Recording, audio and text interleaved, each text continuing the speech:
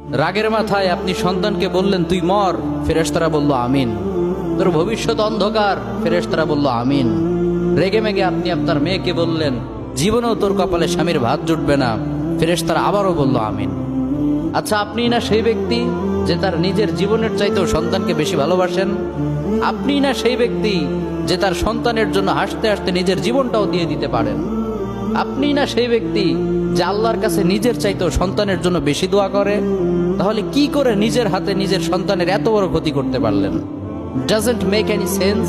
Common sense বলতে কিচ্ছু নাই আপনাদের? আপনারা কি জানেন না আপনাদের রাগের মাথায় বদদোয়া করাগুলো ফেরেশতারা আমিন বলে? দাওয়াতুল ওয়ালিদ আলা ওয়ালাদি, বাবা মা তার সন্তানের জন্য যেই দোয়া করে সেটা ভালো হোক কিংবা বদদোয়া হোক, আল্লাহ সেটাই কবুল করে নেয়। এজন্য খবরদার, নেভার কার্স ইউর চিলড্রেন। রাগের মাথায় কখনো সন্তানকে অভিশাপ করবেন না। খুব বেশি রাগ উঠে গেলে তার জন্য উল্টা ভালো